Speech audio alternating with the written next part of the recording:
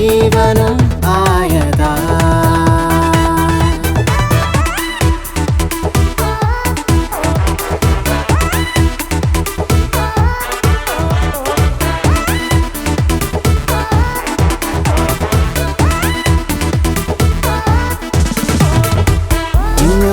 പറയാം മടിയൊട്ടും വേണ്ട പഠിച്ചിടാം.